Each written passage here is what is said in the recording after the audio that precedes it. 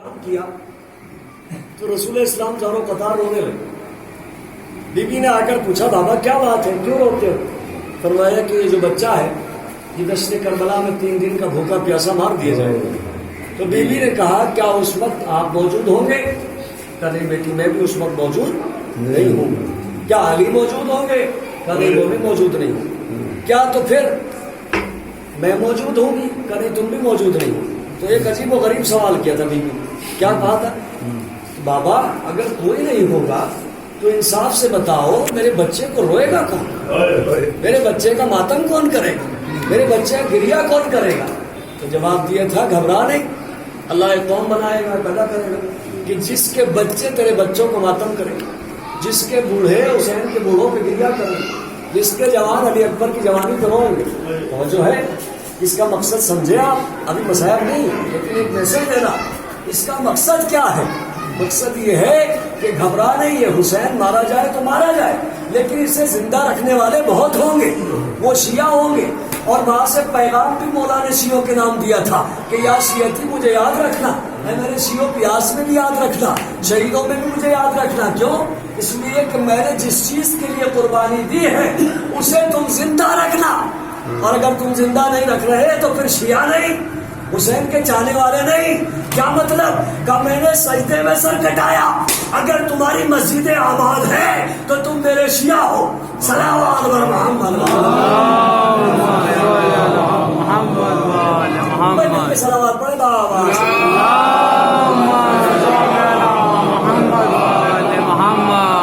اگر تم نے میرے مقصد کو زندہ رکھا تو تم ہمارے ہو.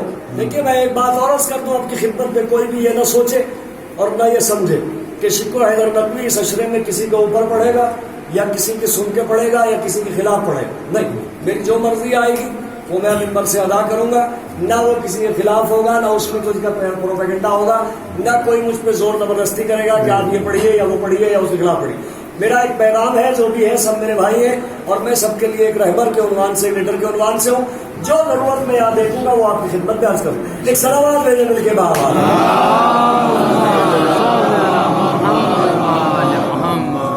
بہرحال اگر ہم مقصد حسین پہ زندہ ہیں تو واقعی ہم وہ قوم ہے کہ جس کے لیے دعا فرماتی ہے بی بی. لیکن اگر ہم اسے پامال کر رہے ہیں تو پھر ہم مولا حسین کے دشمن تو ہو سکتے ہیں, دوست نہیں ہو سکتے. لہذا ضرورت ہے کہ اگر دعویٰ ہے سچا تو پھر کھڑے ہو جائیے اسی طرح سے جس طریقے سے وہ چاہتی ہیں, اور جبھی ہم ثابت ہوگا کہ وہ بعد میں جنت میں جائیں گی, پہلے آپ کو لے کر جائیں گے. ایک صلوات پڑھنے میں کے بعد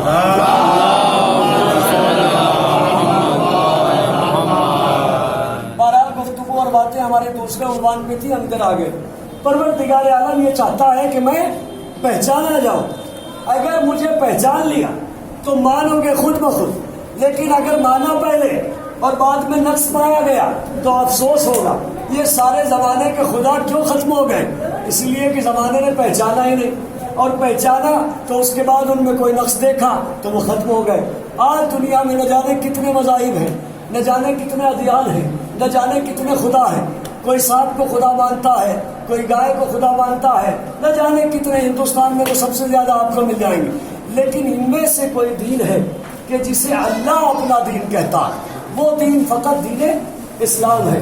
اور اس کو پہلے پہچنوایا گیا, نبیوں کو بھیجا گیا, ایک ایک نبی کو آپ کے سامنے رکھا گیا, سارے نبی آتے گئے اور اپنے پروردگار کو پہچنواتے گئے, پیغام دیتے چلے گئے. اور یہی وجہ ہے کہ قرآن کہتا ہے کہ فقط اور فقط عبادت یہی نہیں ہے کہ آپ نماز پڑھیں, بلکہ یہ بھی ہے کہ اللہ کے بھیجے ہوئے سارے نبیوں کو تسلیم کریں اور ان کی بتائی ہوئی باتوں پہ عمل کریں, آسمانی کتابوں کو تسلیم کریں, ان میں جو پیغام ہے اس کو مانیں.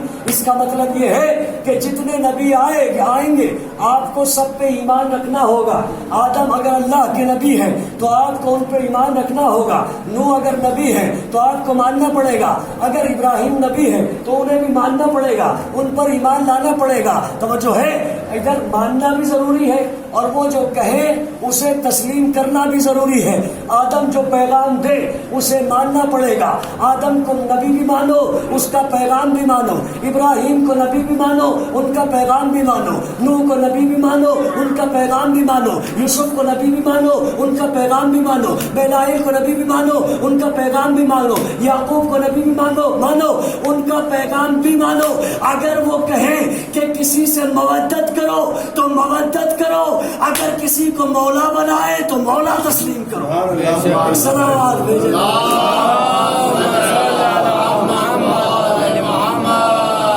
وہ جو پیغام دے اسے تسلیم کرنا پڑے گا، ماننا پڑے گا، جو حکم دے اسے بھی ماننا پڑے گا۔ بہرحال دوسرا میسج یہ ہے کہ وہ نبی آئے ہیں ہماری ہدایت کے لیے، اللہ نے بھیجے ہیں 1,24,000 انبیاء ہیں، وہ پیغام لے کے آئے ہیں بشریت کے لیے اور بشریت کو سنوارنے کے لیے، تو لہٰذا ضرورت ہے ان کے پیغام کو ماننا ہے، وہ جو کہیں اسے بھی ماننا ہے، وہ ذات کو بھی تسلیم کرنا ہے۔ اب دوسری بات سنیے، ان کا پیغام جو بھی تھا لوگوں نے 2 حصوں میں بانٹ لیا۔ کیا کیا کہ ان سے صرف عبادات کو لے لیا جائے، معاملات کو چھوڑ دیا جائے۔ کیا مطلب؟ یعنی اگر رسول نماز کا حکم دے تو مانو، روزے کا حکم دے تو مانو، حج کا پیغام دے تو مانو، زکوٰۃ، خمس، تمام الی آخر ان تمام چیزوں کو اگر بتائیں تو مانو، لیکن معاملات میں نہ مانو، یعنی رشتہ داری کا معاملہ نہ مانو۔ مودت کے لیے کہا تو چھوڑ دو۔ جب رسول اسلام نے یہ دیکھا کہ ایک پیغام کو تو مانتے ہیں مگر دوسرے پیغام سے بیزاری اختیار کرتے ہیں، تو رسول اسلام نے زمانے کے سامنے بتایا کہ میرا قول بھی، میرا فعل بھی، میری تقریر بھی، ہر تینوں چیزیں معتبر ہیں اور ان پہ ایمان لانا بھی، ان کو ماننا بھی ضروری ہے۔ فقط نماز اور روزہ یہ تمام احکام ایک طرف، لیکن معاملات کے احکام ایک طرف۔ اب رسول اسلام نے دوسرے انداز سے پہچنوایا، نماز کا پیغام مسجد میں دیا، روزے کا پیغام مسجد میں دیا، حج کا پیغام ممبر سے دیا، لیکن اسی کے درمیان میں دوسری چیز کو بھی پہچنوایا، ممبر پہ خطبہ روک کر بچے کو اٹھا کر دکھایا، پہچانو اس سے بھی مودت کرنا، کسی کے لیے کھڑے ہو کر تعظیم کر کے بتایا کہ ان سے مودت کرنا، کبھی کبھی بچوں کو کاندھوں پہ سوار کر کے بتایا کہ ان سے مودت کرنا، سجدے کو طول دے کر بتایا کہ ان سے مودت کرنا۔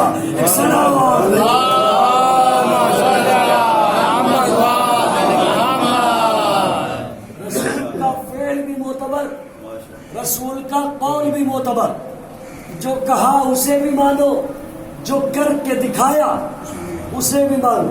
توجہ کی، ورنہ کیا ضرورت تھی خطبوں کو روکا جاتا، بچوں کو پہچنوایا جاتا، سواری بن کے دوست پہ سوار کرایا جاتا اور کسی کی تعظیم کے لیے کھڑا ہوا جاتا۔ اب ایک صلوات پڑھ لیں تو بی بی کا تعارف کرا دو۔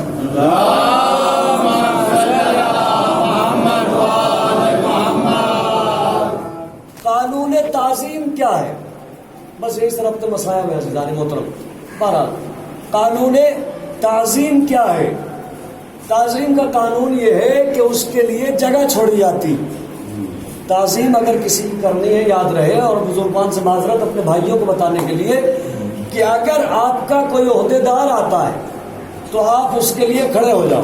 مثلا آپ ڈاکٹر ہیں، کوئی ڈاکٹر آپ سے ملنے کے لیے آیا تو آپ کے لیے واجب ہے قانون تعظیم کے اعتبار سے کہ آپ کھڑے ہو کر اس کا استقبال کیجیے۔ اگر کوئی عالم آیا استقبال کے لیے عالم کے پاس تو وہ کھڑے ہو کر ان کا استقبال کرتے ہیں۔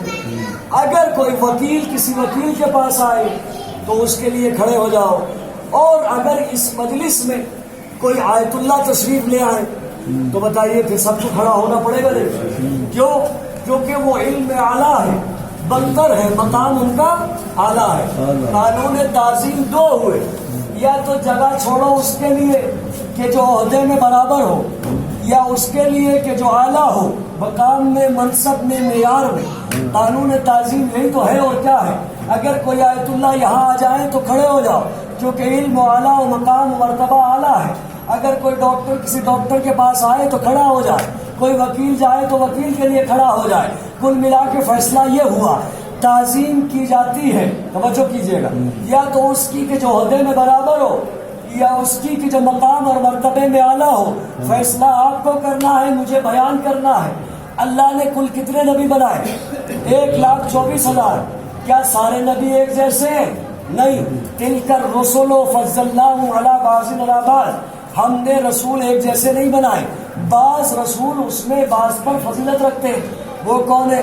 313 ہے بڑے رسول، بڑے رسولوں میں 5 ہیں اولو العزم پیغمبر۔ توجہ کیا آپ نے؟ جو مکتب پڑھے ہوئے ہیں وہ سمجھ رہے ہوں گے، جو نہیں پڑھے وہ سن رہے ہیں۔ صلوات بر محمد۔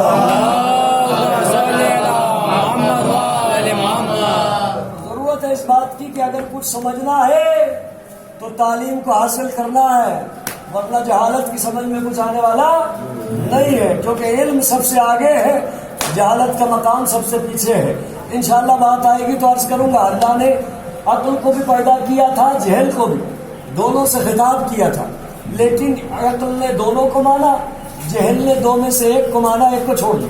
کل ملا کے 1,24,000 انبیاء، 313 بڑے رسول، بڑے رسولوں میں 5 اولو العزم پیغمبر، اور ان سب میں سب سے بڑے سردار ہمارے اور آپ کے رسول عربی حضرت محمد مصطفیٰ۔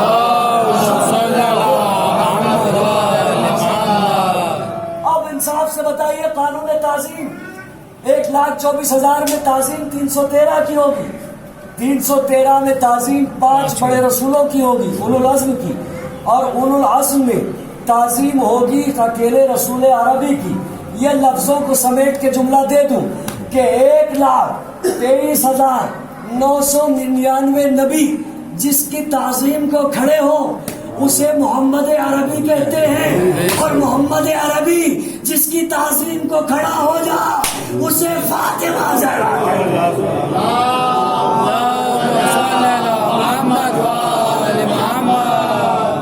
محمد عربی جس کی تعظیم کو کھڑے ہو جائیں مجھے سیدہ کونین کہتے ہیں۔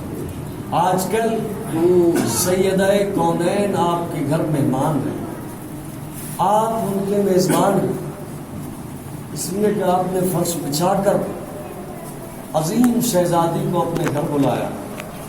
کیوں؟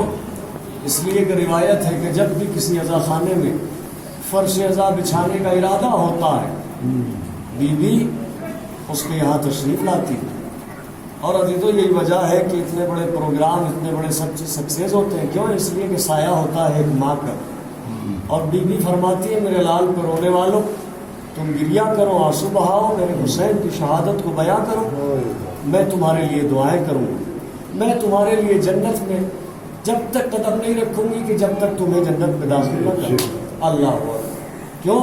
اس لیے کہ تم حسین کے ماتمدار ہو، تم حسین کو زندہ رکھنے والے ہو، تم میرے اس بچے کے ماتمدار ہو جسے راتوں میں اٹھ کے میں نے پانی پلایا۔ اللہ اکبر۔ خدا کوئی غم نہ دے سوائے غم سید الشہداء کی۔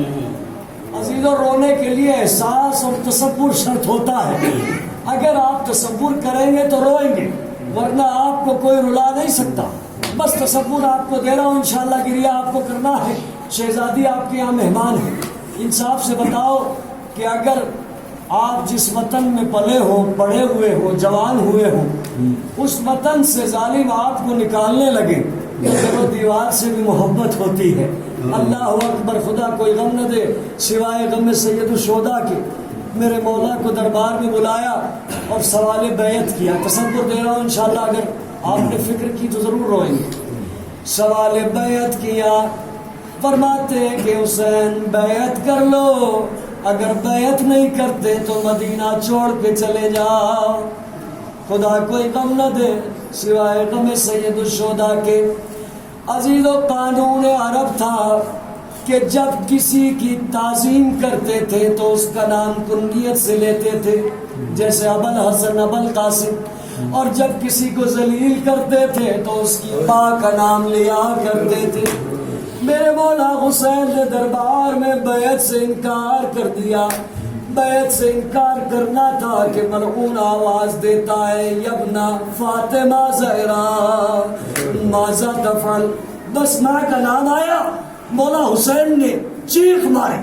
دربار میں چیخ مارنا تھا کہ کہ علی اکبر بھی تلوار لے کے آ گئے, قاسم بھی تلوار لے کے آ گئے, اور محمد بھی آ گئے, قاضی عباس بھی آ گئے. مولا حکم دیجئے, اگر آپ حکم دے تو ہم اس کا سر ابھی قلم کر دیں. کہا نہیں نہیں, ہم نے اسے معاف کر دیا. کا ماجرا کیا ہے؟ کہ ملعون نے اس نجس دربار میں میری ماں کا نام لے لیا تھا, میری تذلیل کی تھی, اس لیے میں نے چیخ ماری. لیکن عزیزو یہی منظر ایک بار پھر دہرایا گیا کہ جب نہ اکبر تھے, نہ قاسم تھے, نہ محمد تھے, میرا مولا حسین عباس کے کٹے ہوئے ہاتھ اٹھا رہا تھا, ظالم کہہ رہا تھا یمنا فاطمہ زہرا, او فاطمہ کے بیٹے کیا کر رہا ہے, حسین کبھی آسمان کبھی زمین دے.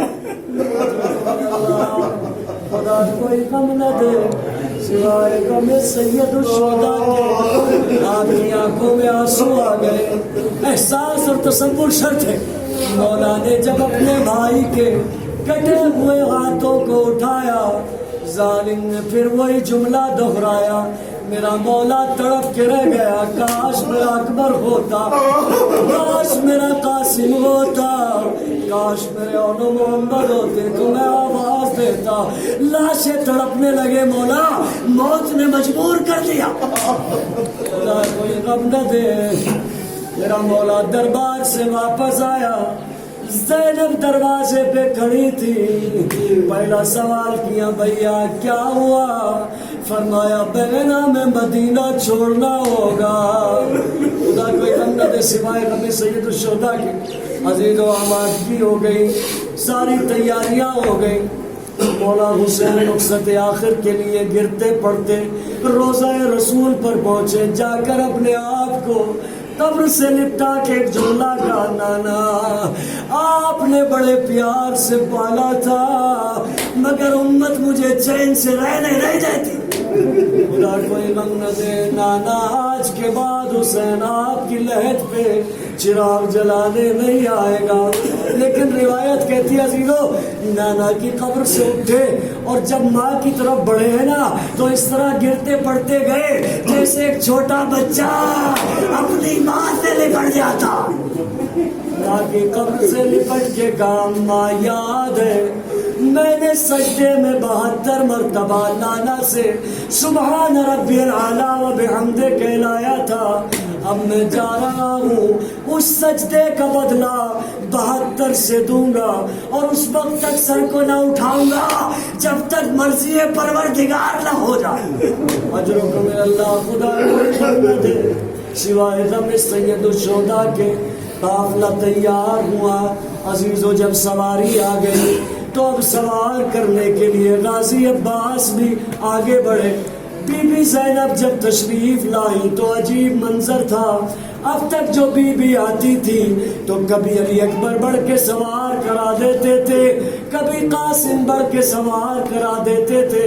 لیکن اللہ جانے اب وہ بی بی آئی کہ مولا حسین بھی کھڑے ہو گئے. غازی عباس نے بڑھ کے گھٹنے کو ٹیک دیا, شہزادی قدم میرے زانوں پہ رکھے. علی اکبر آگے بڑھے, بازو کو سنبھالا, اے پھوپھی میں تمہیں سوار کراؤں گا. اس منظر سے بی بی زینب کو سوار کرایا.